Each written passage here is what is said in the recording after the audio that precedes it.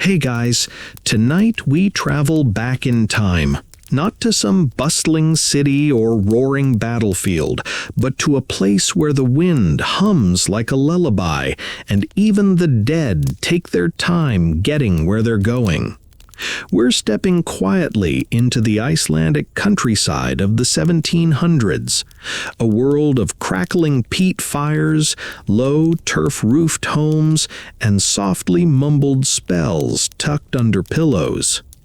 You're wrapped in a thick woolen cloak, the kind that always smells faintly of sheep and smoke no matter how often it's aired out. Outside, the wind skims the frost-covered hills, pressing its cold breath against the small panes of bubbled glass in your window. You press your hand to the wall and feel it tremble, not with ghosts, not yet, but with the groan of timber bracing itself against the Arctic air.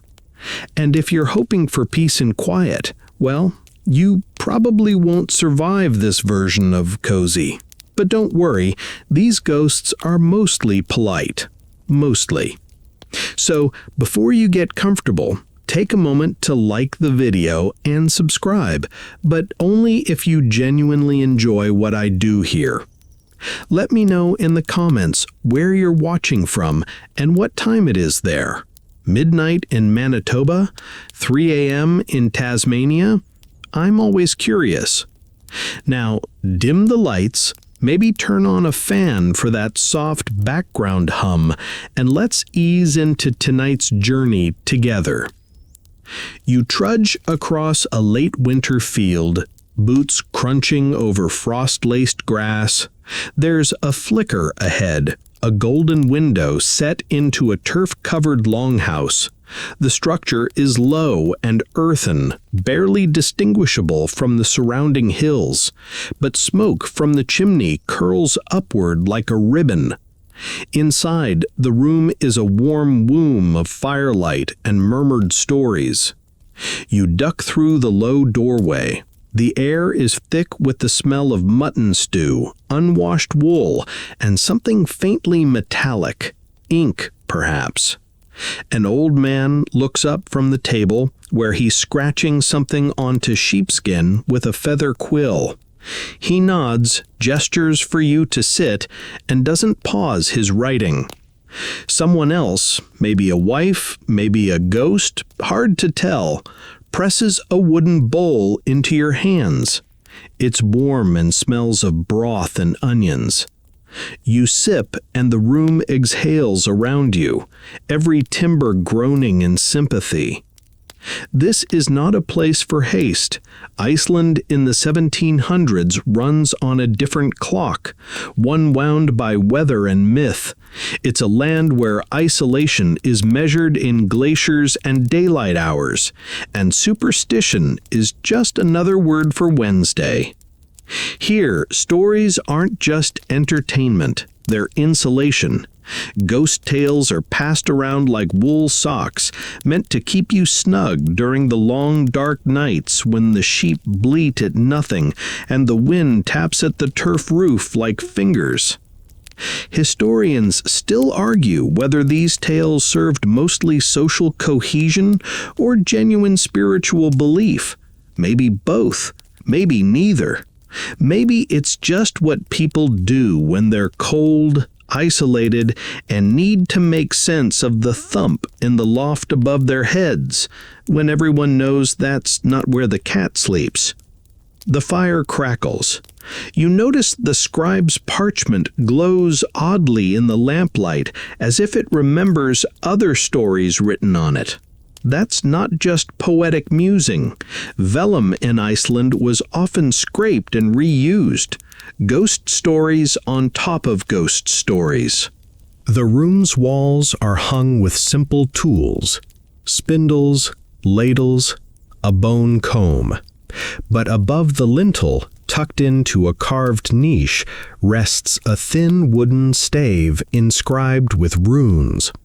It's called a galdrastafur, a magical symbol. They're everywhere, really. In pockets, sewn into hems, buried under thresholds. These symbols, drawn with careful ritual and often inked in blood or soot, are meant to protect, repel, or confuse spirits. And Icelandic ghosts?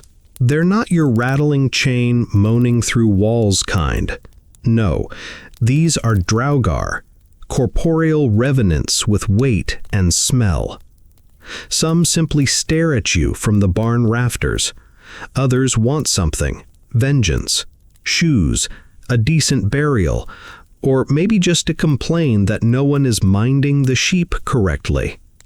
The man at the table finishes his writing with a sharp flourish and lifts the vellum into the lamplight. You see it's covered in neat, crabbed lines and strange symbols shaped like fishing hooks. He folds it carefully, wraps it in oilskin, and tucks it into a box carved from driftwood. You don't ask what's inside the box. You're sleepy, not stupid. Someone begins a story. It's in Icelandic, but the cadence is enough.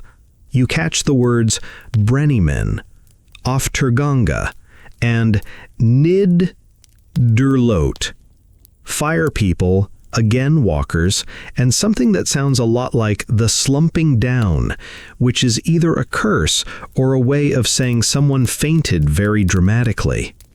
The story is about a man who stole salted lamb from a grave offering and found his feet wouldn't stop walking, day and night, mile after mile, until he collapsed into a bog and vanished.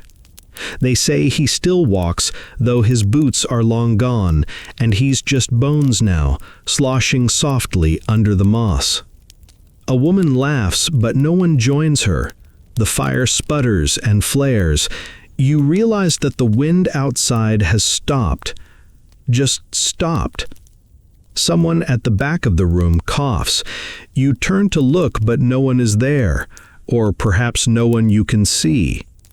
And you start to understand, really understand, that this is a place where stories live in the floorboards, in the wool, in the wind. They are insulation, yes, but they are also doors, and not all doors are meant to be opened. Still, you lean back, your bowl empty, your bones warm, and let the fire's crackle lull you. Someone hums an old lullaby, something about ravens and ringed seals, and you feel your eyes slipping closed. Just for a moment, just long enough to rest before the next tale begins, you wake to the sound of bleating.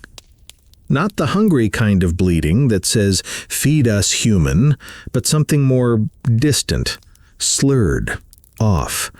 The sort of noise a sheep might make underwater or in a dream. The longhouse is quieter now.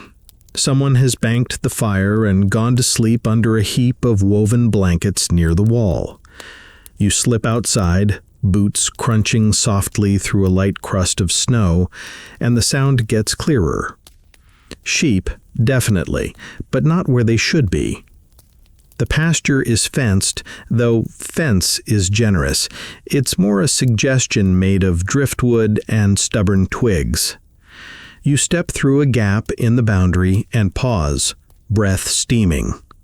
The moon is so bright it washes the color from the world, painting the field in shades of pewter and old milk. There they are, a dozen sheep, clustered near a frozen stream, their bodies blurry in the moonlight. You blink and realize it's not your eyes. They shimmer faintly, as if their wool were made of mist. One lifts its head and stares directly at you. No eyes, just shadow sockets. You take a careful step forward, and they vanish. No puff of smoke, no poof, no flash, just gone like someone flipped a page in a book and forgot to write the next one. The snow where they stood is undisturbed. No hoof prints. No droppings. Just you and the wind again. This is the kind of thing that happens here. Not often, but often enough that people don't laugh it off. Instead, they tell it carefully, like a recipe. 12 sheep, frozen stream, moon high. Don't follow if they vanish. Simple rules, old ones. Historians still argue whether such ghost sheep stories were symbolic, warnings against straying from the herd maybe, or veiled metaphors for stolen livestock, but locals back then didn't spend much time theorizing. They simply added a rune to the gatepost and stopped tending the stream after dark. The phantom sheep phenomenon, if you want to sound scholarly about it, is just one flavor of Icelandic draugr lore. Unlike the translucent Hollywood-style ghosts many of us imagine, draugr often appear solid enough to leave tracks, slam doors, or, yes, graze. You trudge back to the longhouse, glancing once more toward the stream. Nothing there now, but your ears still ring faintly with that not quite bleat, like wool sighing. Inside, the fire's been rekindled, and someone, you're not sure who, has left a small bowl by the door. It holds dried moss and a strip of cloth, an offering. For what, you don't ask. This is one of those houses where asking is considered rude, like taking your boots off the wrong way, or admitting you don't believe in elves. You settle near the hearth, and your eyes drift to a wooden carving above it. A sheep, again, but stylized, angular. Its legs curl into spirals, and its eyes are huge and empty. The carving is older than the house itself, older than most of the people in the valley, and no one remembers who made it. You don't know what it means, but you don't like how it seems to look straight at you no matter where you sit. A woman with hair like twisted flax settles beside you. She smells of buttermilk and lichen, and her voice is low and steady as she begins to speak. Not to you specifically, but to the air between you. She tells the story of Jonas, the shepherd, who once followed a spectral ewe up a hill only to find himself at the doorstep of a stone house that hadn't existed in that valley for 200 years. Inside, he found not ghosts, but echoes, faint laughter, the creak of a spinning wheel, the smell of salted fish. He stayed for 3 days. When he returned to the village, everyone he knew was dead. You don't ask how long ago this was. You don't ask if Jonas died afterward. You just watch the woman's hands as she gestures, graceful and strong, her fingers blackened with soot from tending the fire. As she talks, a heavy gust rattles the shutters. The wooden sheep over the hearth groans like it's shifting slightly in its socket. You look at it again. Still watching. Always watching. It's hard not to wonder why so many Icelandic ghost stories involve animals. Sheep, yes, but also horses, foxes, birds.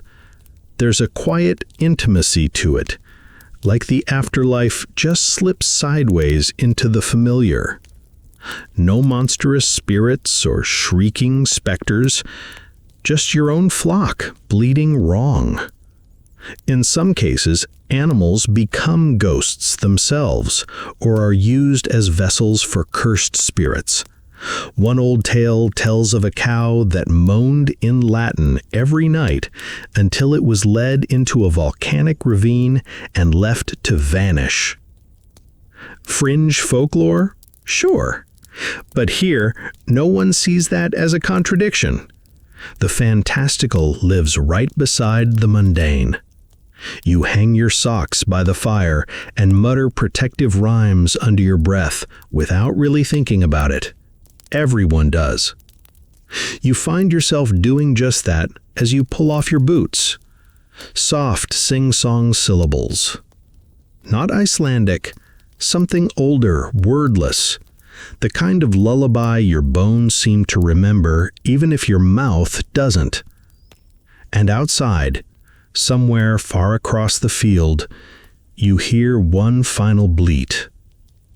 It doesn't echo. It just stops. Morning in 1700s Iceland doesn't arrive all at once. It leaks in slowly through slats and smoke holes, gray and reluctant. You sit on the edge of a wooden bench, cradling a chunk of barley bread and something vaguely fishy that may or may not be yesterday's cod. Breakfast is quiet. There's no clatter of cutlery or idle chatter, just chewing, a bit of throat clearing, and the low hum of someone reciting psalmer under their breath. When the eating's done, people disperse like smoke. One to check the sheep, another to mend a boot. The scribe is already back at his post, ink pot warmed near the fire and a fresh stretch of vellum unrolled before him. You shuffle over, curiosity getting the better of caution. What he's writing doesn't look like a letter or a prayer. It's something stranger, tighter loops, symbols tucked between words, phrases that rhyme awkwardly if you mouth them aloud. He's writing a gull-draw book, a magic book. Not the wand-waving kind, but Iceland's own homegrown blend of Christianity, runes, and folk sorcery. These books were usually pocket-sized, made of calf skin or fish parchment, and kept in secret. Farmers, students, even clergy might have owned one, though officially, using them could get you fined, flogged, or, if the court was feeling dramatic, burned. But the rules out here on the edge of the habitable world are soft. The page he's working on contains a staffer, a magical stave, designed to ward off nightmares and unwanted guests. You're not sure which category you fall into, but he glances at you and doesn't stop writing, which feels like a good sign. Historians still argue whether most of these books were meant as serious tools or cultural curios. Some were copied word for word from older grimoires, others scrawled with prayers mixed awkwardly with Latin gibberish and random compass points. One particularly strange gull-draw book, discovered in a remote farmstead in the West Fjords, included instructions on how to find a thief, using only a fish bladder, a lock of hair, and the name Torfi. Scholars have never figured out who Torfi was. The ink the scribe uses smells sharp, probably a mix of soot, iron gall, and animal glue. It bites at your nostrils. That's deliberate. The stronger the ink, the stronger the magic, or so they say. Some inks were even mixed with blood, fox, raven, or even human, though that last one is likely an exaggeration passed around to impress the impressionable. You sit quietly and watch his hand glide over the parchment, steady as snow milk. The symbols he draws are dizzying, some geometric, others so organic they seem to crawl. One resembles a flower made of bent nails. Another looks suspiciously like a sheep doing a handstand. These are not meant to be understood at a glance. They're layered, coded, designed to be recited backwards or spoken only under specific moon phases. You get the sense that the book is as much a puzzle as a tool. And it's not alone. The scribe gestures toward a corner cupboard, then goes back to his work. Curiosity pushes you toward it, and when you open the latch, you find a tidy stack of other vellum scraps, some folded into careful triangles, others rolled tight like scrolls. Most are covered in similar staves. Some are labeled, "For sudden illness," "To repel wolves," To cause a dream of teeth. You pause at that last one. It's written in red. In the back, behind the stack, you find a tiny codex bound with twine. The cover is plain wood, but the clasp is made from a sheep's rib, bent into a hook. It opens with a dry creak. Inside are drawings of hands, eyes, and flames. The text is more chaotic here, like someone was writing during an earthquake or a very heated argument with an invisible person. One entry reads, "To see the one who walks behind the cowshed, bind salt, soot, and 3 white hairs in a linen scrap. Bury beneath the 3rd stone from the right before sunrise. Do not watch." The last 3 words are underlined twice. You close the codex slowly, your fingers prickling like you've held something warm too long. You ask the scribe if he believes in this stuff. He shrugs. "It works," he says, "unless it doesn't." That's about as strong an endorsement as you're likely to get out here. Outside, the day is trying to be bright. You squint at the sky, which is offering a soft gray instead of its usual iron lid. A good sign, maybe. The sheep are out again, real ones this time, you think.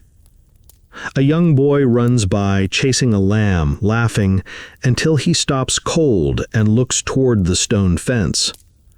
"There's a lady there," he says. You follow his gaze. There's no one. "Tall, and she doesn't blink."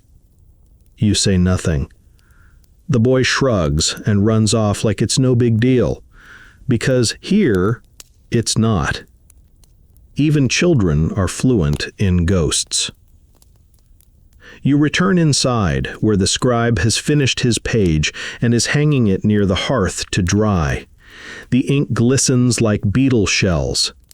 He turns to you with a faint smile and says, "It's best if you don't try reading it aloud, just in case." Just in case what, he doesn't say. But you nod anyway, because something in your spine has gone very still, and the wind has changed directions again. You notice it now. The house has no mirror, and somehow that feels wise. You wake up in a different part of the house. Or maybe it's the same room, just rearranged by dream logic, or the quiet reshuffling of heavy-footed ancestors in the night.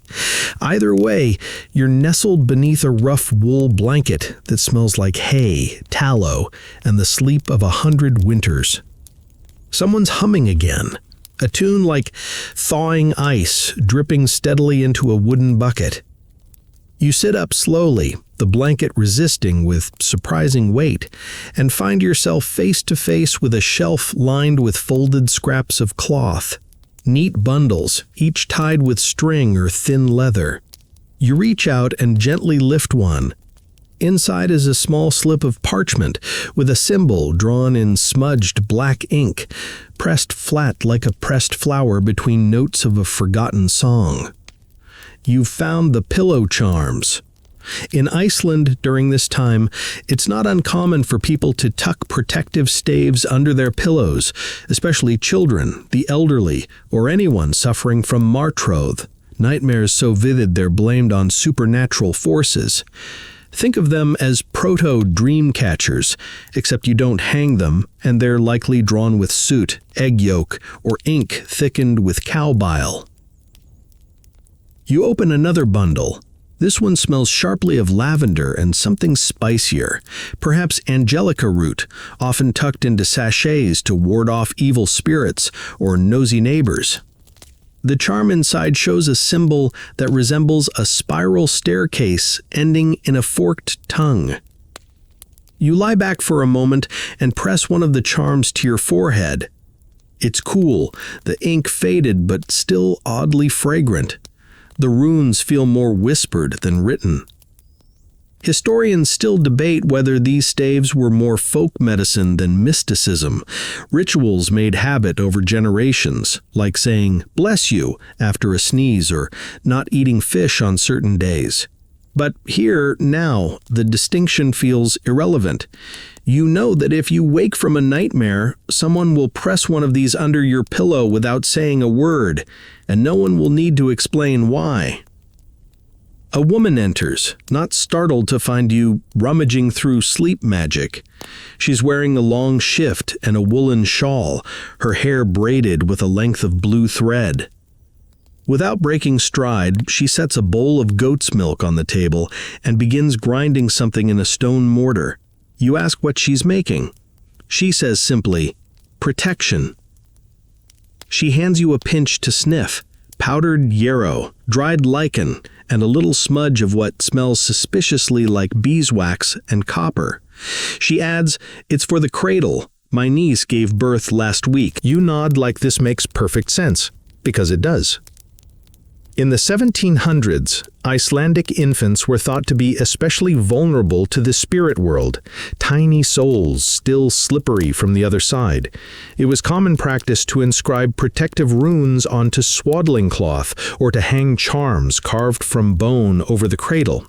One particular symbol, Aegishomr, the helm of awe, was said to confuse evil spirits and prevent them from entering the dreams of the child. She shows you one of these, carved carefully into a disc of horn and hung from a braided cord. The edges are worn smooth by use, by love, by generations of small fists gripping it in sleep. Not all sleep was safe. She tells you of Mara, a kind of nightmare being that crawls under the chest of sleeping people and suffocates them slowly. You've heard of this before in other cultures, old hag, nightmare, sleep demon.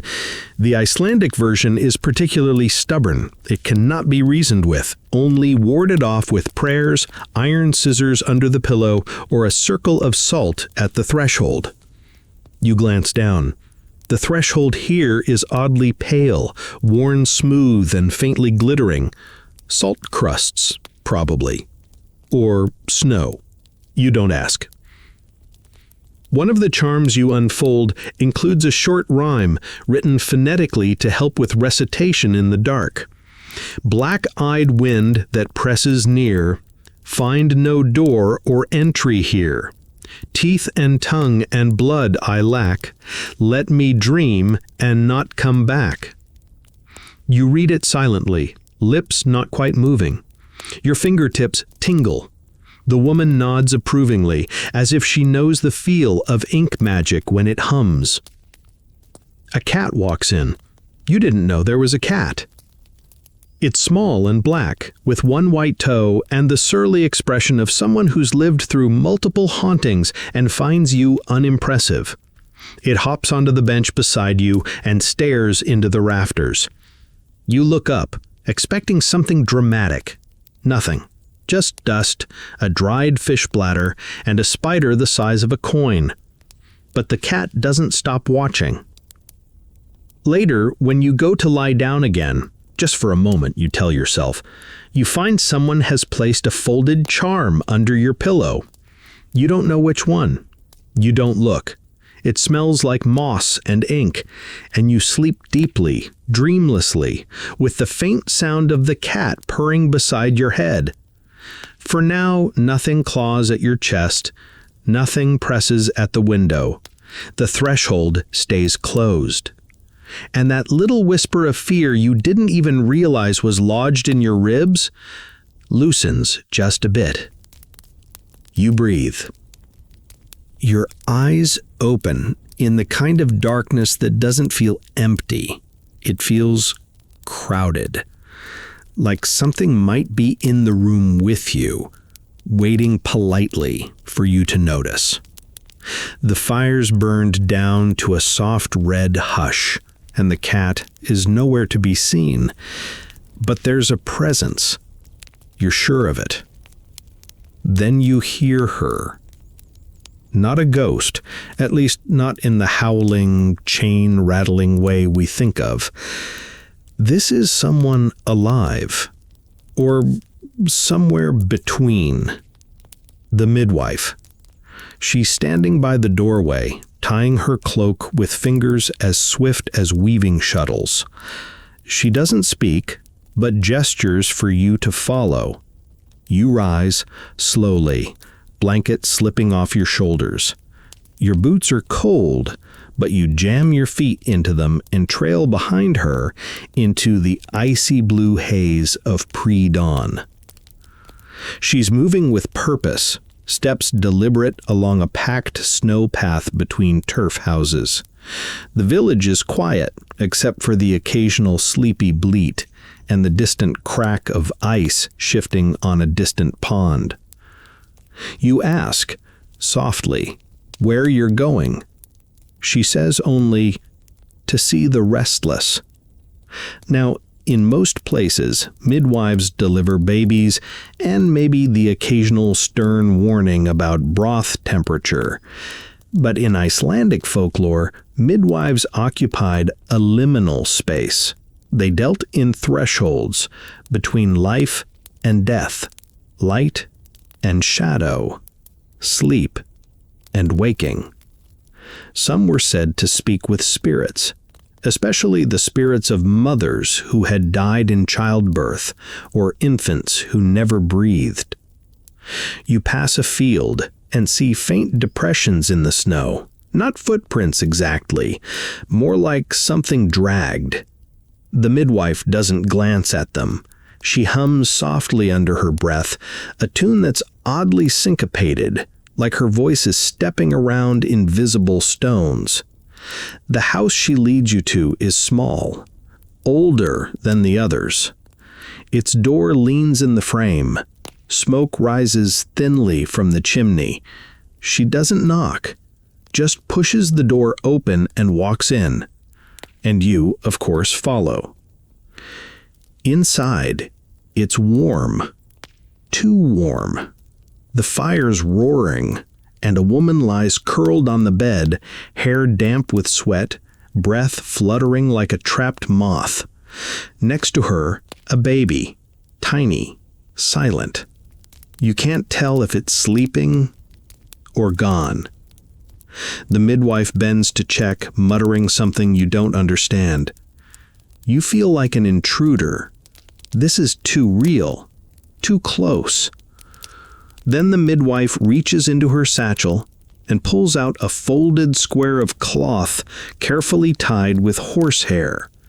She unties it and reveals a talisman, a rune inscribed on birch bark in rusty ink. Not soot, something else. You choose not to guess. She places the rune under the woman's pillow, then one under the baby's swaddle. She sprinkles a fine dust, lichen and salt around the hearth and recites something under her breath. You still can't tell if this is medicine, magic, or a bit of both. Probably all three. That's the Icelandic way. Women in the village. The truth, likely, is both. There are records of midwives who were feared more than priests. Women who knew the names of pain and could banish a ghost or hex an inattentive husband with the same recipe. This one doesn't look at you. She seems entirely focused on the baby now, who stirs suddenly, lets out a gurgling breath, and begins to cry. Just softly, but the sound is enormous in the silence of the room. The mother doesn't wake. The midwife wraps the baby tighter and presses a fingertip gently between its eyes, murmuring a phrase. The baby quiets, eyes open, staring at you with an expression far too old. You step back. There are stories in this region of babies who remember too much, who stare at nothing with wide eyes and speak in full sentences at 3 months. Some say they were never supposed to be born. Others say they came back from somewhere else. The midwife looks at you now, for the first time, "Not all who die stay dead," she says, "and not all who live begin clean." You want to ask what that means. You want to ask if she's ever had to guide one of the dead back, but your throat is dry, your tongue stuck. Instead, she brushes past you, heading for the door. You follow. Outside, dawn is finally peeking over the horizon, a pale smear of color like diluted blood on a snowbank. The wind has picked up, carrying with it a low whistle that might be a distant bird, or someone crying into the hollow belly of a gully. You trudge back with the midwife in silence. She's humming again, this time in a lower key. Back at the main house, the cat has returned, licking one paw with an expression of profound boredom. You're not fooled. The midwife unties her cloak and hangs it by the door. You notice now it's lined with dozens of tiny pockets, some stuffed with herbs, others with folded charms, dried teeth, and what looks like a desiccated frog. You say nothing. She smiles faintly. "Sleep now," she says. "You'll need it. Tonight is west wind." You don't know what that means, but you nod anyway. And when you lie down again, you find someone has placed another charm under your blanket, this one shaped like a fish. The scribe's handwriting in the corner simply says, "For dreams that stay dreams." You curl into the wool and drift off, lulled by the sound of the cat's purring, the wind through the turf, and the feeling, odd but not unwelcome, that someone just tucked the air itself around you like a second blanket. You wake to bells. Not the church kind, and not the cheerful jingle of livestock collars either. These are low, hollow tones, more felt than heard. They reverberate through your bones like echoes in a cavern, soft as wool, but heavy with intention. You blink sleep from your eyes and look toward the doorway. The wind has picked up again, carrying with it the sharp scent of snow and peat. The longhouse is quiet, too quiet, even for early morning. You wrap yourself in your cloak and step outside. There, just beyond the pasture fence, stands the old turf church. It's not much bigger than the longhouse you slept in, long and narrow, with thick grass growing from the sloped roof, and a bell tower so modest it could pass for a nesting box. The walls are wood, blackened by time and weather, and the tiny graveyard that surrounds it is cradled in stone and silence. But the bells, ah yes, the bells, they're not coming from the tower. They're coming from the ground. You step carefully into the yard, boots muffled by snow and moss, and feel that subtle tremor again beneath your feet. Like something is shifting down there, something that resents being disturbed. The dead are restless today. In Iceland, burial practices in the 1700s were deeply entwined with belief in draugar, not just spirits, but revenants, the unquiet dead who could walk, knock, and even kill. You couldn't just bury someone, you had to settle them. That meant proper rites, proper placement, and, most importantly, the west door. You notice it now, a small door on the western wall of the church, low and narrow, barely more than a crawl space. This door wasn't for the living. It was used only once, when a body was taken out for burial. The idea was that by removing the corpse through the west door and then bricking it shut, the spirit wouldn't be able to find its way back inside. Spirits, after all, were thought to be creatures of habit. If they couldn't retrace their path, they'd wander, ideally, somewhere else. Historians still argue whether this practice was rooted more in pagan tradition or Lutheran-era superstition. But the people here didn't argue. They simply nodded, hauled the coffin low, and blocked the door as quickly as possible. You approach the door now. It's sealed, all right. Stones wedged into place, moss growing between the cracks. But you swear the frost patterns on the wood form something almost like a symbol, something circular, tangled. You blink, and it's gone. A soft crunch behind you. You turn quickly, but it's just the scribe standing beside a narrow headstone. He nods toward you, then toward the west. They don't like unfinished business, he says. You ask who they are. He shrugs. Whichever ones still remember. He shows you the grave of a man named Håkon. Simple marker, barely legible. He died owing 7 sheep and a daughter's dowry, the scribe says.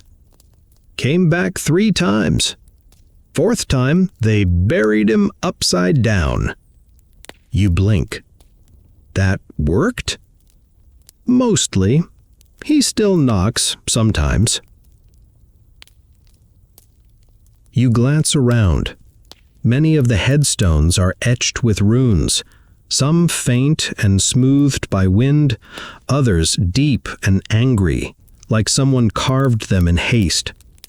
There's one shaped like a whale's rib, another wrapped with iron chain. Iron was considered anathema to spirits, especially when cold worked. Many graves were laid with iron spikes at the feet or forged nails in the coffin's corners. Some used sheep bones for similar reasons, the logic being that if you confuse a ghost into thinking it's still among livestock, it'll go back to the barn and leave the people alone. It's a very Icelandic solution. Ghost bothering you? Give it chores. You and the scribe circle the yard. He shows you where someone once carved a protection stave into the lintel over the main church door. It's mostly worn away, but the shape remains. A sort of crossbow with too many strings. This one's for stillness, he says. You trace it with your thumb if something's watching you. You try it. Nothing happens. Then again, perhaps that is the magic. Nothing happening. The scribe turns to leave, but pauses. Avoid the west stones after dusk, he says. That's when they roll. You ask, roll? He doesn't elaborate. You wander a bit longer, the wind tugging at your cloak. One of the graves, small and set apart from the others, has a carved wooden sheep on top. You think of the ghost flock from days before. A chill crawls up your spine, but not the scary kind. More like recognition. You crouch beside the grave and notice someone has left a token. A folded slip of vellum, weighted with a pebble. You don't touch it. You just sit for a moment. There is a quiet here that isn't silence. It's the quiet of things waiting. Waiting to be remembered, or forgotten, or forgiven. You stand, brush snow from your knees, and begin walking back toward the longhouse. As you pass the church again, you glance back at the west door. You'd swear the frost is thicker now, just around the edges. You don't stop to check. By now, you're starting to accept that logic takes a back seat here. Maybe not even the back seat. Maybe it's been left behind entirely, standing beside some wind-blown cairn, waving politely as your sled of strange Icelandic days clatters deeper into the uncanny. You sit near the hearth again, wrapped in a blanket someone left for you. The cat's back, curled into an impossible spiral of whiskers and smugness. The room smells of fish stew, beeswax, and old ink. Familiar now. Comforting. Someone behind you chuckles.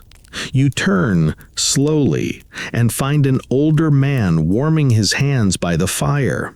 He has the wind-scraped face of someone who hasn't missed a storm in 60 years, and the kind of eyes that look like they've seen ghosts and invited them in for soup. He grins, revealing a gap where 2 teeth should be. "You've been out in the graveyard," he says, not unkindly. You nod. He settles beside you and begins telling a story, one about a man named Bjarni, who lived near Thingari and absolutely swore that his house was haunted by a child's laughter. Not crying, not footsteps, just laughter. It started the day after his wife buried their stillborn son and continued every evening at twilight. Neighbors said it was grief. Bjarni said it was worse than grief. Grief doesn't tickle your toes while you sleep. He tried to bless the house, tried to stay with friends. The laughter followed.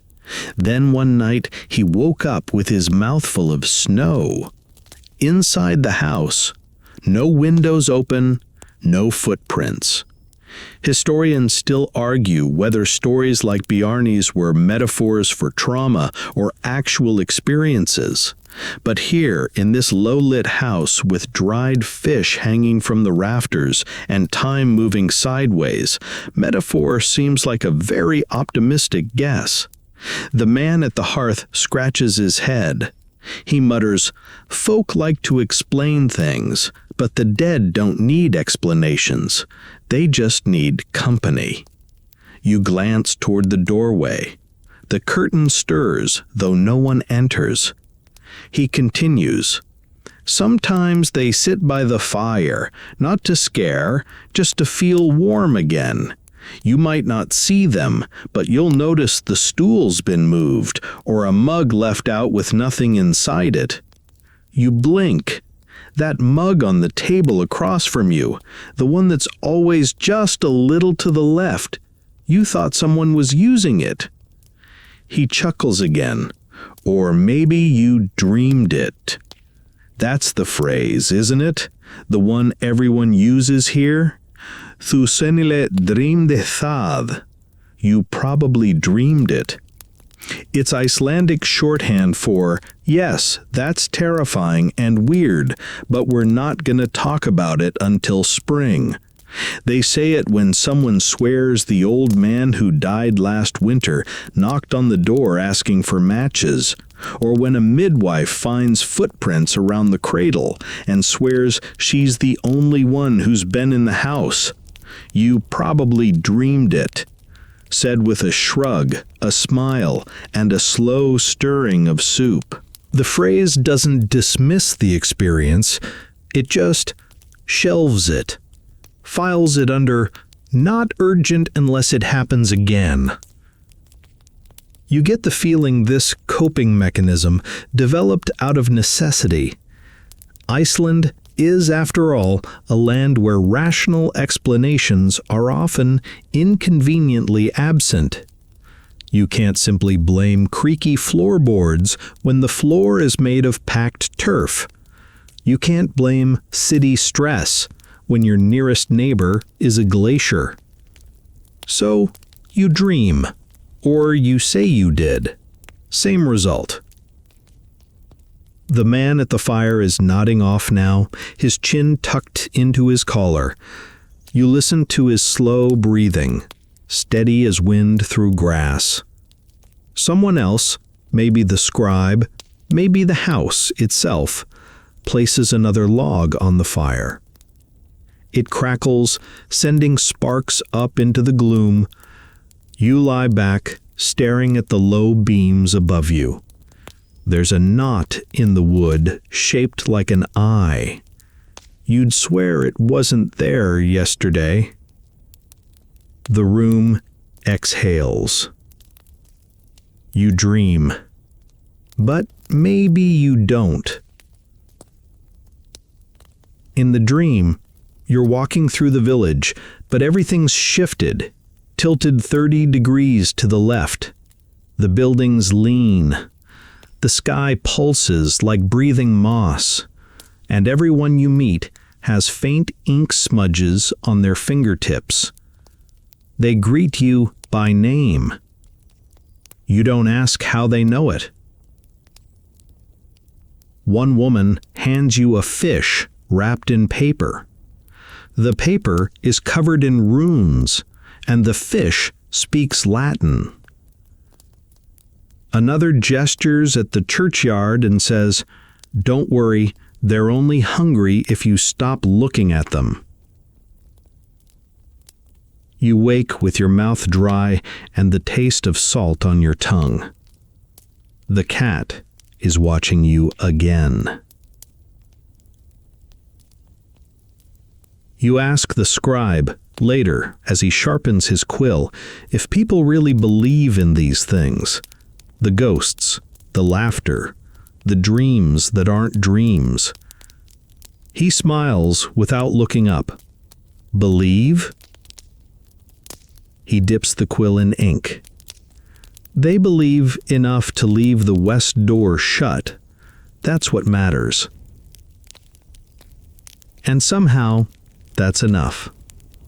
The next day arrives behind a curtain of mist. The sun, if it ever rose, is doing an excellent job hiding, and the wind is on its best behavior, just a soft, damp breath brushing the eaves. You step outside and squint into the gray. Somewhere beyond the pastures, the sea waits. You can't see it, but you can smell it. Salt, rot, and something ancient, like iron and barnacle-wrapped time. You decide to go walking, just to clear your head, or maybe to see if anything strange decides to find you. The sheepdog joins you, uninvited. It appears out of the fog like it's been waiting. A thick-furred, fox-faced Icelandic sheepdog, tail curled jauntily over its back, eyes bright with mischief and a hint of too much knowledge. It doesn't bark. It just stares at you, then trots ahead with the kind of purposeful prance that says, "Keep up, outsider. You're slow." You follow. The land slopes gently upward, covered in moss so spongy it makes your boots feel half a size larger. Every so often the dog pauses, looks back, and gives a soft chuff like a laugh you're not in on. You step across a hill, and there it is, a small cluster of stones, arranged in a circle no wider than a dining table. At the center, a flat slab, worn smooth by centuries of wind and snow. A sitting stone, or maybe a watching stone. You sit. The dog plops down beside you with a huff and begins gnawing on something. It might be a stick or a very small femur. You decide not to ask. You sit in silence for a while. Then you start talking. Not to the dog exactly, but to the air, about the strange dreams, the grave with the wooden sheep, the charm that smelled like fish, the fact that you still aren't sure if you're awake now. The dog tilts its head, listens. There's a story in Iceland about a woman who got lost in a fog like this. She wandered for hours until she sat down to cry. Then a sheepdog appeared and barked once. When she followed it, it led her straight to a house that hadn't been there before. Inside was a woman who looked just like her, only older. The woman gave her a blanket and told her to forget the names of all the rivers she'd ever known. When she did, she woke up safe at home. Some say she died in the fog and was taken in by the Holdufolk, the hidden people. Others say she just fell asleep and dreamed it all. And some claim she was never found. Historians still argue whether stories like these are cultural metaphors or literal encounters with Iceland's deep-rooted elf lore. Many early records were Christianized, spirits turned into devils, fairies into temptations, but locals often kept their older understandings quietly alive, woven into lullabies and household warnings. The sheepdog whines and stands. You look around. The fog has thickened, muffling the world into a blur of shapes and soundless motion. You think you see a figure in the distance, tall, draped in shadow, but when you blink, it's gone. Or maybe it wasn't there. The dog begins trotting back the way you came. You follow again, and after a while, the outline of the longhouse emerges like an island. The fog parts gently around the dog, but clings to you like wet linen. At the doorway, the dog pauses, looks up at you, and lets out a sharp bark, just once. Then it vanishes. You stumble inside, not breathless, but filled with the strange calm that sometimes follows fear. Someone presses a mug of broth into your hand. No one mentions the dog. You sit near the fire and warm your hands. Something cracks in the hearth, and a flurry of sparks dances upward, swirling into the smoke hole like tiny fireflies chasing forgotten prayers. You lean back. Later, someone asks where you walked. You say you aren't sure. They nod, unfazed. You went with the dog, someone murmurs, and that's enough of an explanation. After dinner, bread and fish again, because it's always bread and fish, someone brings out a folded parchment and unrolls it carefully across the table. It's a crude map of the valley, hand-drawn, with little symbols that look like birds, flames, and something like a potato with antlers. The scribe taps a point on the map. "Here," he says, "where you sat." You nod. "There's a story there," he adds, "but it only tells itself when the dog approves." You ask what kind of story. He just grins. You'll know when it starts rewriting itself. You sleep uneasily that night. Not out of fear exactly, but anticipation, the sort that prickles your skin and whispers, "Something noticed you today, and it didn't decide yet if you're a guest or a mistake." Just before you drift off, you hear it again. A single bark, distant, but not forgotten. By now you've learned not to question the contents of cupboards, but when someone asks if you'd like to see the old library, your curiosity stirs like a cat stretching in a sunbeam. You follow the house's elder, an ageless woman named Sigrun, with sharp eyes and gentler elbows, into a side room you didn't know existed. It's small, dark, smells like lanolin, dried ink, and a faint whiff of dust that's never had a broom taken to it. "This used to be the cheese room," Sigrun says, as if that explains everything, and somehow it does.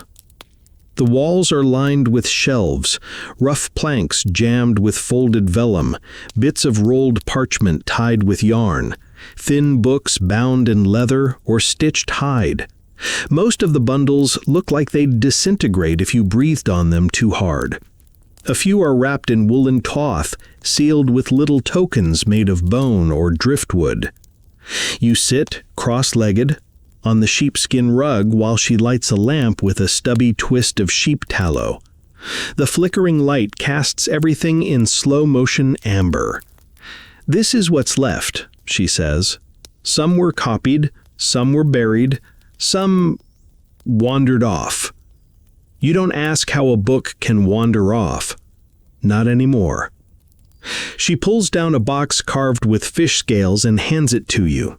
It creaks when opened, revealing a stack of folded grimoires, some as thin as your palm, others bulkier, with thick stitching made of horsehair and small tokens sewn into the spine, beads, teeth, a fish scale, what might be a bit of volcanic glass. These are not priest books. They're people books, what we needed, what we remembered. You gently unfold one. It smells faintly of smoke and moss. Inside are dense rows of runes, Latin abbreviations, odd pictographs. Some look like roads, others like eggs growing legs. A page toward the middle simply reads, "To make a shadow less loyal." Underneath it says, "3 turnings of black salt. Stir withershins." You glance at her. She shrugs. "We don't use that one anymore." You ask who wrote them. She replies, "Everyone. Anyone who could. It wasn't about belief, it was about being ready." And then she tells you something you didn't expect. Many families kept their own little library of spells, blessings, counter-blessings, dream charms, sea prayers, and goat-calming chants. Not all were magical. Some were recipes that had acquired weight over the years. Others were diary fragments. One book, she recalls with a dry chuckle, was just complaints about weather and a suspicious neighbor named Olafur. Historians still debate whether Iceland's grimoires were acts of resistance against religious authority, or simply the Icelandic love of recording everything. The truth is, no one really agrees where the line between magic and bookkeeping begins around here. If it's written down, it's real. That's the rule. You find one booklet made entirely of fish skin, pale, glossy, and tougher than it looks. Inside are dozens of short entries in the same hand, each beginning with, "If you are afraid. If you are afraid of dreams, drink the dew from a raven's footprint. If you are afraid of bells ringing without cause, sleep with a spoon under your bed. If you are afraid without knowing why, hum until someone joins you." You hum just to see. No one joins you, but Sigrun smiles faintly. There's a warmth in the room that doesn't come from the fire. She opens another volume, larger, water-damaged but lovingly reinforced with bits of waxed linen, and shows you a stave you've never seen before. It's shaped like an hourglass melting into a wheel. "This one's for forgetting," she says. You stare at it. "To forget what?" you ask. "Depends," she replies. "Some used it after plagues, some after love, some after seeing something that wouldn't go away." The book creaks as she closes it. "Books like these are stories," she continues, "but not the kind you tell aloud. You keep them folded, whispered, passed down with bread recipes and how to properly insult a raven." You laugh, until you realize she's not joking. Before you leave, she hands you a tiny scroll tied with red thread. "Don't open it," she says. "Just keep it close in case you need to remember something you haven't learned yet." You nod. tuck it into your pocket. The room feels fuller now, as if the books are aware you've met them. They'll remember you, maybe for a long time. You step back into the hearth room, and the warmth hugs you like an old coat. Someone's stirring stew. Someone's mending a sock. The cat is asleep, tail twitching.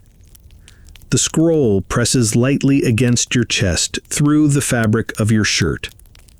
You can't read it, but you already feel like you understand it. You're sitting near the hearth again, because where else would you be?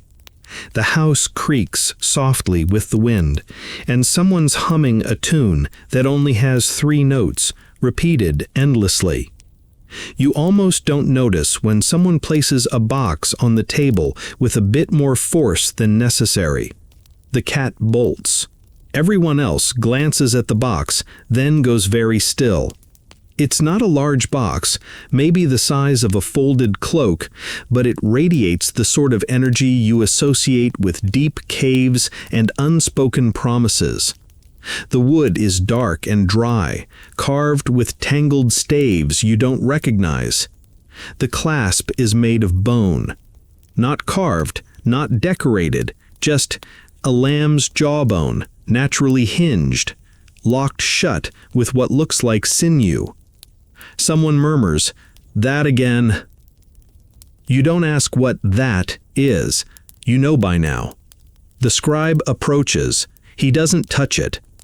"It always comes back," he says, "every few years, sometimes with a new page, sometimes with one missing." You stare at the box. It doesn't seem dangerous, just deeply inconvenient, like it knows things you're not ready to ask. You half expect it to whisper.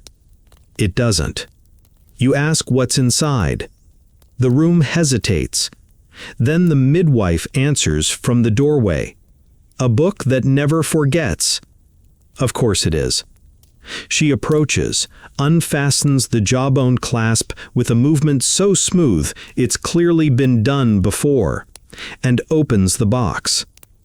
Inside, lying on a bed of dried moss, is a small codex. Bound in dark leather, its cover bears a rune shaped like an eye, surrounded by 4 fish. It smells faintly of mildew, ink, and something sharper, like struck flint. The midwife flips it open and shows you a page. To bind a voice that speaks in dreams. Below it a stave that spirals inward like a whirlpool. The ink is deep blue, not black. Next page. To open the eye of the house. You glance at the rafters. Next. To weigh the soul of an animal. The accompanying sketch is of a fox with wings. You ask who wrote it. The scribe answers, "We all do, slowly." He explains, the book doesn't stay in one place. It moves, from village to village, from farm to fjord. No one knows who made it first. Every generation adds to it or subtracts.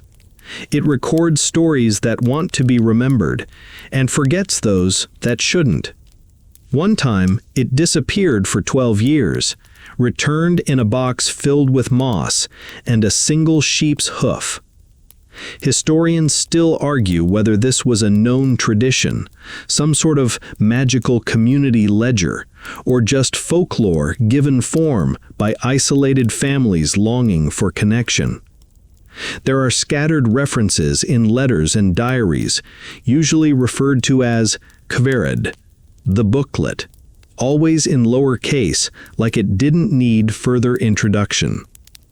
The codex isn't organized. It has no table of contents. Some pages are upside down. One is sewn in sideways with twine. One page contains nothing but the phrase, "You shouldn't have looked back," repeated 10 times in 10 different hands. You ask if anyone's ever tried to destroy it. The midwife shrugs. "Someone did once," she says. "Set fire to it. It didn't burn."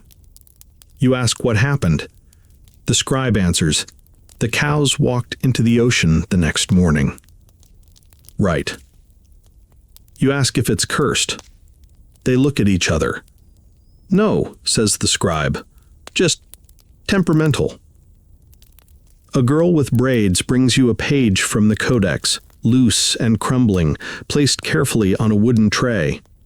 On it is a drawing of a house, not this house, but one like it, hovering above the ground, supported by legs shaped like those of a goat. The text beneath reads, "When the hearth breathes, don't answer." You look at the hearth. It seems perfectly normal, crackling, warm. You imagine leaning too close and hearing it inhale. You ask what happens if you answer. No one responds. Later, the midwife returns the codex to the box and latches the bone clasp with the same smooth motion. "It'll be gone by morning," she says. "It never stays more than a night." You ask where it goes. She shrugs. "Somewhere it's needed." You try to sleep that night, but you keep thinking of the page about the house with legs, about answering something you didn't know was asking, about the sound the book might make when no one's listening. At some point, you drift off. In the morning, the box is gone. No one speaks of it. But on the hearthstone, someone has scratched a new symbol. A square with a line through it and a tiny circle at the top right corner. You ask what it means. The scribe studies it. Then, maybe, stop asking for answers. You nod, because you already knew. The wind is back. Not the polite kind that rustles wool cloaks and cools steaming bowls of fish stew, but the kind that rattles shutters, howls down chimneys, and makes the turf roof hunch a little tighter around the beams. You pull your shawl close and glance at the windows. The glass fogs and clears in an unsteady rhythm, almost like breathing. Someone says, "The old sauna's acting up again." You pause mid-sip of weak morning broth. The sauna? There's a general murmur. Someone swears softly in Icelandic. Someone else spits into the fire. You wait. The midwife finally looks up from her stitching. "You'll want to go see it," she says, "but don't sit down." That seems like good advice, regardless of ghosts. You're led by a young man who claims he doesn't believe in anything. He says this as he fingers a protective charm sewn into his collar. "Just to be safe," he mutters, as if safety is the same thing as disbelief. The walk isn't long. The sauna, or badstova, is a squat stone structure near a thin stream, half sunk into the earth, like it's trying to go unnoticed. The roof is turf, of course, and the doorway low enough to encourage humility. You duck inside. The heat hits first, not unbearable, but the kind that feels like it's already been used, thick, almost heavy. There's a smell beneath the steam. Not mildew, not moss. Something old. Dusty but wet. You can't explain it. The room is empty, you think. Benches line the walls, and a stone hearth in the center glows faintly. The air shimmers, and shadows seem too long, stretching slightly away from your feet, even though the light source is central. You don't sit. The young man points. "There," he says. You see it, a dark smear on one of the benches, roughly the size of a person. No clear shape, just a spot that looks flattened, as if someone sat there and melted into shadow. He says, It's been there since my grandfather was young. You ask what it is. Don't know. He shrugs. Sometimes it's gone for weeks, then it's back. One guy sat on it once, had dreams for months, bad ones. You ask what kind of dreams. He doesn't answer, just scratches at the charm in his collar and steps away from the bench. Icelandic saunas were more than places to sweat. They were central to life. People were born here, died here, discussed ghosts and harvests and marriages. Some were used for herbal healing, others for rites that no one quite explained. In small villages, the sauna doubled as a sick room, a birthing space, and occasionally a space to talk to the dead. Not all ghosts bang pots and float through walls. Some just sit. Historians still argue whether hauntings in communal spaces like saunas were psychological, atmospheric, or simply a side effect of a dozen people breathing strange stories into stone walls. But this one feels personal. The young man clears his throat. Sometimes people hear breathing, not theirs. You don't laugh. He steps outside, and you follow, glad for the bite of cold air on your skin. The sauna seems to watch you go, the shadow still visible, still waiting. Back in the longhouse, you sit by the fire. Someone ladles stew into a wooden bowl. The cat is nestled on the bench beside you, tail tucked, eyes half-lidded. A safe moment. Until someone brings up the ankle-grabbing ghost. They call it crackle, which literally means hook foot, a spirit that lingers near doorways and thresholds, invisible until someone passes barefoot. You glance down. You're wearing socks, thick ones, probably fine. The scribe says it's harmless, just wants attention. Or your warmth, adds the midwife. Someone else says, or your shoes. There's disagreement. There's always disagreement. One tale goes, a girl lost her left boot in a storm, came inside barefoot, and something held onto her leg that night, freezing her in place until morning. She never walked straight again. Another version claims the spirit is a leftover from a drowned man, confused and trying to step into bodies not his own. Still another says it's the soul of a house that never got built, looking for a foundation. You lean back carefully, tucking your feet up under your blanket, just in case. That night, you sleep lightly. Dream flickering like candlelight behind your eyes. And somewhere, maybe real, maybe not, you feel something brush your ankle, cold, hesitant.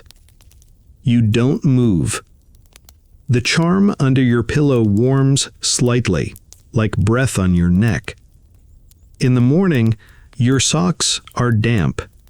You don't ask why. You're beginning to learn the rhythms of the house, the way someone always stirs the stew counterclockwise, the habit of laying 3 stones across the door before dusk, the unspoken rule that if you hear your name whispered at night, you do not answer, not unless you're very sure who's doing the whispering. This morning, however, begins with something new. The priest arrives. You don't hear him come. One moment the house is just firelight and breakfast noises, and the next he's there, tall, pale, wrapped in a dark wool coat with silver buttons shaped like seeds. His boots are caked with turf. His hands are red from cold. His eyes? You can't quite pin them. They don't blink often enough. He's not the fire and brimstone sort, more smolder and steam, calm, slow-spoken, the kind of man who waits for silence instead of demanding it. Everyone greets him respectfully, not warmly, not coldly, just carefully. You learn his name is Paul. He's here for two reasons. Someone is ill, and someone suspects a haunting. Or both, he says mildly. The difference is often academic. You walk with him later as he visits the house of the sick boy. The family greets him with a strange blend of reverence and exhaustion. The child, pale and twitchy, lies under a heavy quilt. His eyes dart constantly, like he's watching insects only he can see. The priest listens, checks the pulse, murmurs prayers in Latin and Old Icelandic. Then, without ceremony, he asks for a bowl of cod liver oil. They bring it. He adds something to it from a pouch. Herbs, maybe. Or ash. The boy drinks, immediately coughs, but his eyes still. His breathing slows. The mother weeps. The father won't meet the priest's gaze.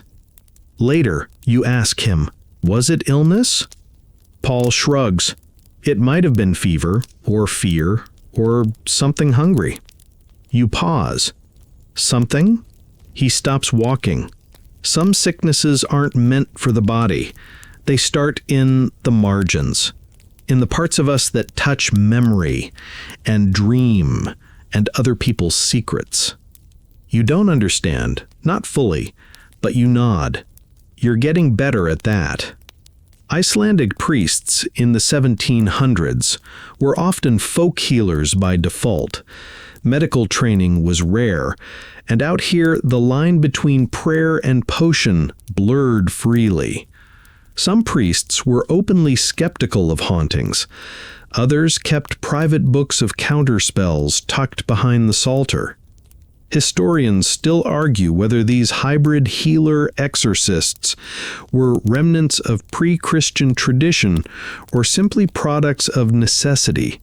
It's hard to preach logic when your congregation keeps hearing knocking in empty rooms and cows start mooing in Latin. Paul fits this mold neatly. He walks with quiet confidence, but he carries strange things in his bag. A silver spoon bent into a spiral, a dried rose hip, a page from a psalm book stitched into a square of sealskin.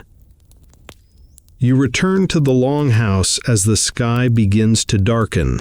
Someone has lit the lamps early. The cat watches the priest carefully, its tail flicking with slow suspicion. He notices. "Ah, a judge," he says, smiling. You ask what he means. "Cats know what's been touched," he says. You find that comforting, and a little unnerving too. That night, someone asks Paul to bless the house. He agrees. The ceremony is simple. A prayer. A drop of oil on the hearthstone. A line of salt across the threshold, which he then gently sweeps inside the door, not out. You ask why. "If it's already here," he says, "better to make peace than war." Later, over warm broth and dark bread, the conversation drifts, as it often does, to ghosts. One story gets shared in low voices, of a woman named Bryndís who died during a harsh winter, buried hastily beneath a collapsed barn. They never found her ring. For months, people claimed to hear her voice asking, gently, "Have you seen my hand?" She never appeared, just the voice, always the question. Eventually, someone found the ring. Not under the barn, in the priest's well. It was returned. The voice stopped. Paul listens, but doesn't comment. Later, as you prepare to sleep, you find a folded scrap of paper near your bedding. A small rune is drawn on it, like a crossbow tangled in thorns. Below, in tiny script, "For dreams not borrowed from others." You look around. The priest is gone. He left without a sound. The cat is asleep again, this time in your spot. You move it gently. It growls without opening its eyes, then starts purring again the moment you lie down. You tuck the rune under your pillow. And for the first night in many, your dreams are entirely your own. You think. You wake to laughter. Not the high, sharp kind of children, or the deep, exhausted chuckles of adults who've survived yet another winter, but something in between. A laugh that feels misfitted to its mouth. Crooked. Too loud for the room it's in. You sit up and find that no one else seems to notice. The longhouse is bustling. Someone's mending a cloak near the fire, someone's grinding dried fish into meal, and the cat is busy wrestling what may be a very unlucky vole under the table. Life, as usual, hums forward. But you still hear it, faint, behind the walls, that laugh. Someone notices your face. The girl with the twin braids leans in and asks, very casually, "Did you read from the wrong page?" You blink. She grins. That's what happens when someone says the words without knowing where they end. And just like that, you're pulled into the tale of Aslog and the unfortunate love spell. It's a favorite among the younger folk, not for its romance, but because it's so spectacularly ill-advised.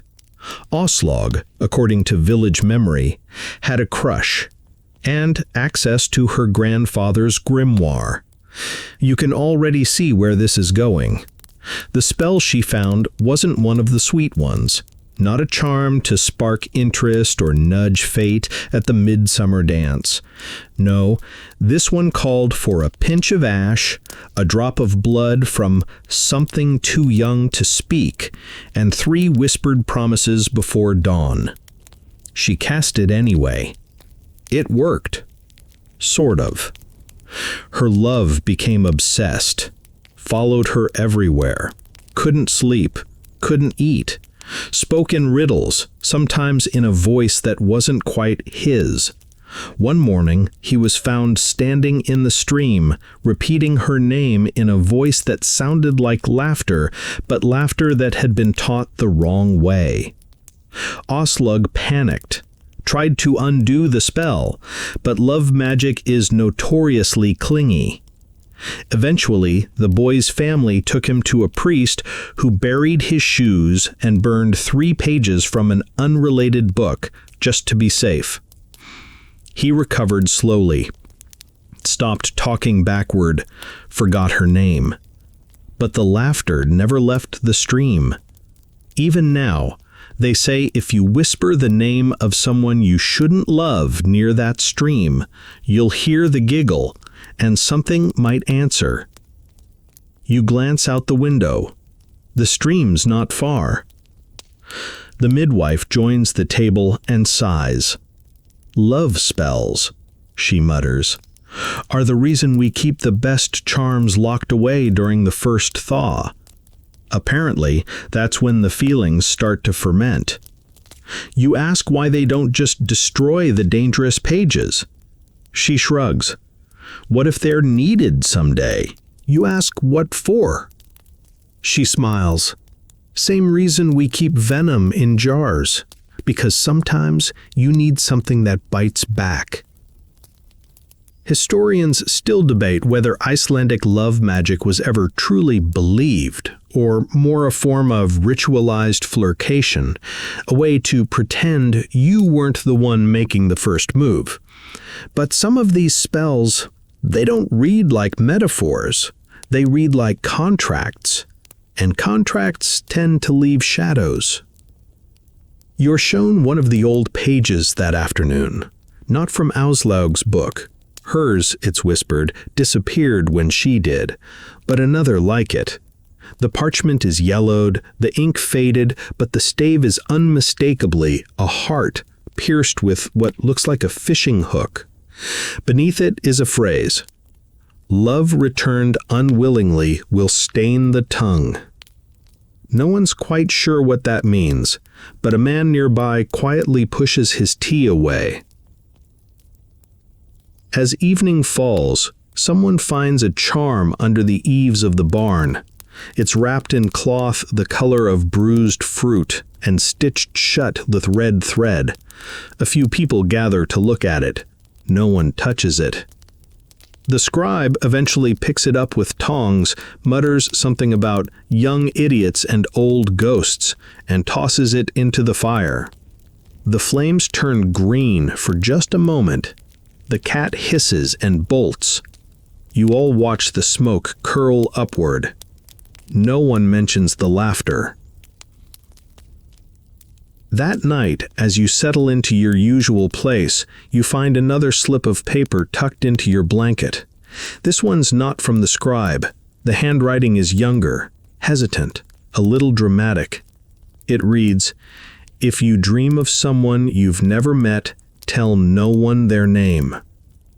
You tuck it into your coat pocket and lie down slowly.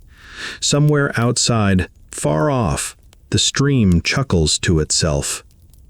And you try, very hard, not to fall in love with anyone in your dreams. You awaken to the smell of smoke, but not the good kind. Not peat or lamp oil or the welcoming sharpness of someone burning dried thyme near the hearth. No, this is different. Sour, heavy, like wet wool singed too close to a flame, or regret you can smell. You sit up, and the longhouse is quiet. Too quiet. The cat is gone.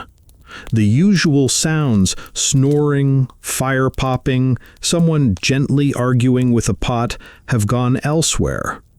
You stand, wrap yourself in your cloak, and step outside into the heavy stillness of early morning. The sky is pale, without warmth, not quite cloudy, not quite clear.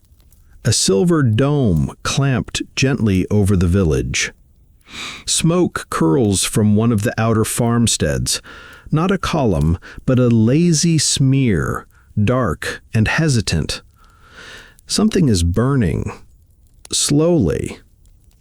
You follow the path, boots crunching over half-frozen soil. No one stops you. The house ahead is smaller than the longhouse, crooked, as though the ground beneath it grew tired of standing still. One side has collapsed inward. You recognize the smell now. Not fire, but ash. Old ash, recently disturbed. Inside, they're cleaning. No fire broke out, no accidental blaze, but someone died last night. The story travels softly. An old man, the last of his family line, who passed in his sleep. Nothing unusual except for what he left behind. He was a scribe. Not one of the cheerful ones, either. A reclusive, paper-hoarding, muttering in the dark sort who had once tried to sell a binding charm to a passing fisherman and later claimed the sea had cursed his soup in revenge. He had no children, no apprentices, just a chest, long locked, and a reputation for being heavy in the margins, as the midwife puts it. The chest is open now. Inside, folded carefully and sealed with wax, are his marginalia, his personal book of observations, notes, sketches, and spells. Not a Gaudret book, exactly, more like a scrapbook for the uneasy. You're invited to look.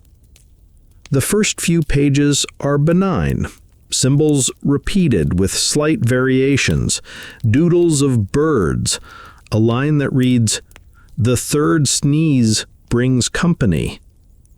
Then it turns.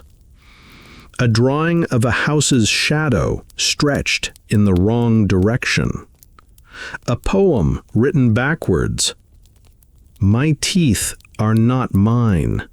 The night wears my name. Silence dreams louder here." And then this note, scribbled in a hurry.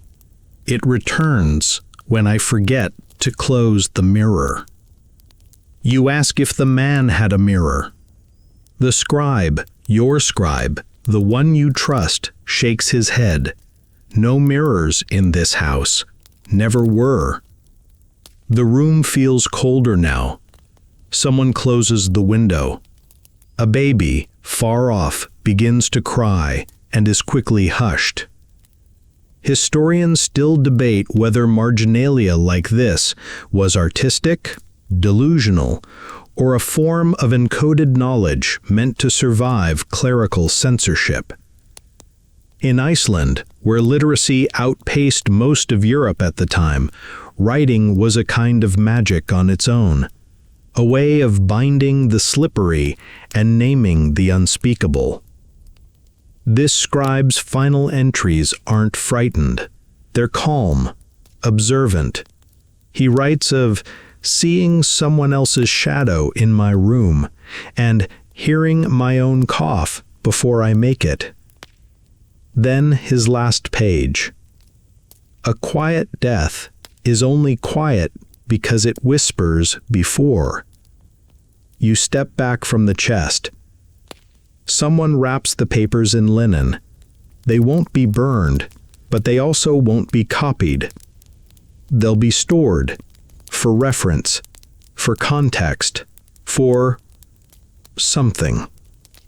You return to the long house in the quiet hour before dusk, the hour where the light fades, not in color, but in confidence.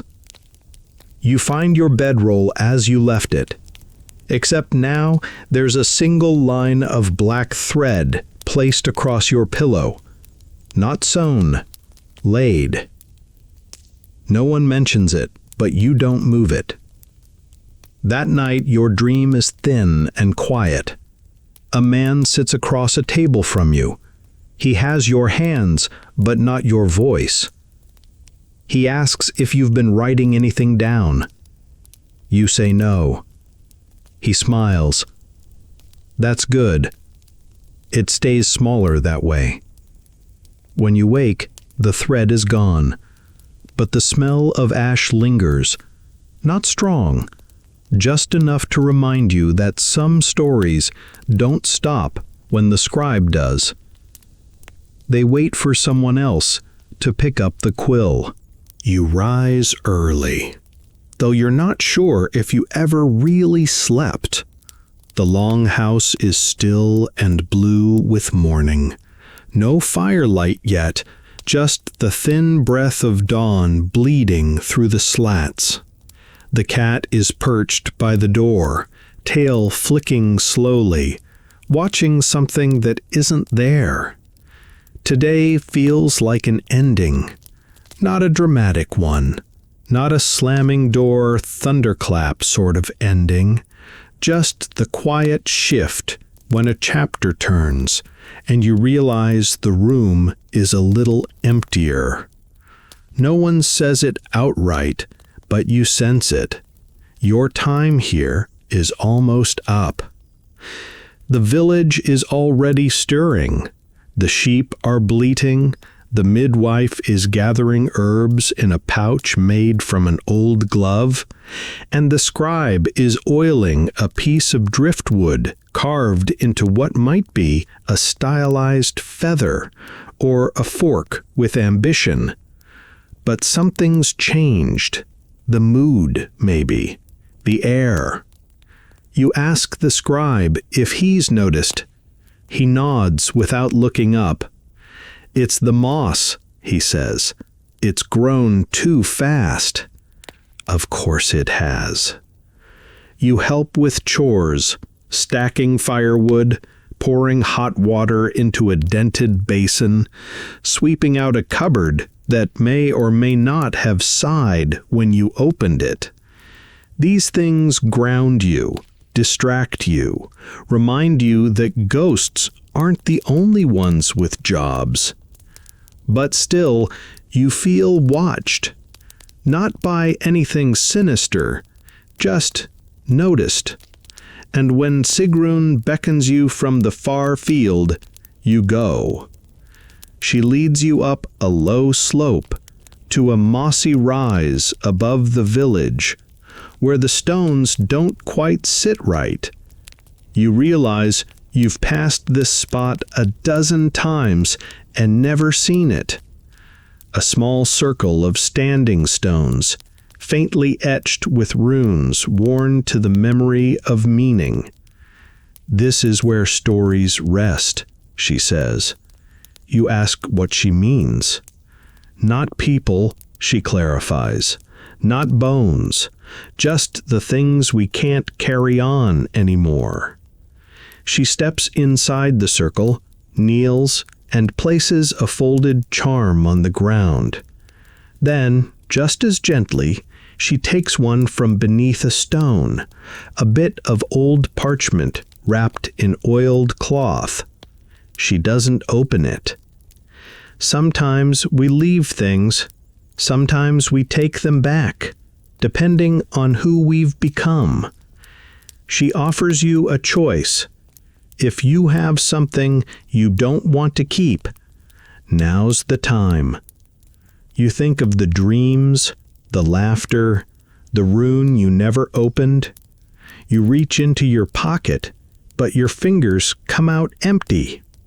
She smiles, as if she expected that. Then you've already passed it on. On the way back down the hill, you ask who first made the stone circle. She says, probably the same people who learned to whisper before they learned to talk. Some stories just need a shape to settle into. That night, the longhouse feels quieter than usual. The fire burns lower, the bread is denser. Even the cat curls up with less ceremony. Someone offers you one final drink, sweetened milk with a bit of moss honey stirred in. You take it. You don't ask what it wards off or invites. You're not afraid now. Before bed, the scribe gives you one last gift, a small square of cloth folded around a dried leaf. It's for travel, he says, of the body or the mind. Use it if you ever forget which is which. You nod, and as you lay down, tucked under that same slightly too heavy blanket, you feel the weight of goodbyes that aren't spoken. They're just breathed. Folded. Stitched into the seams of your cloak when you weren't looking. You sleep. And this time, the dreams are slow. Soft. Moss-colored. The wind outside is gentle now, a steady hush across the fields and rooftops, brushing the windows like a lullaby hummed by the hills themselves. The fire has died down to glowing coals, pulsing in the hearth like the steady rhythm of sleep, slow, warm, and sure. You lie there, wrapped in the weight of wool and old wood and quiet stories. There's nothing in the room that doesn't belong, nothing in the dark that hasn't already been invited. You're safe here. The kind of safe that comes not from locks or latches, but from having been seen, welcomed, and woven into the pattern. Maybe the ghosts are still here. Maybe the cat's still keeping score. Maybe there are words scribbled on your dreams in a language you almost understand, but none of it presses. None of it needs answers tonight. You are just a breath, a slow blank, a heartbeat shared with the hush of moss and turf and stories told around firelight. You can rest now. You have earned your sleep. Let the cold stay outside. Let the pages turn by themselves. Let the ink dry. Your story for now is folded gently.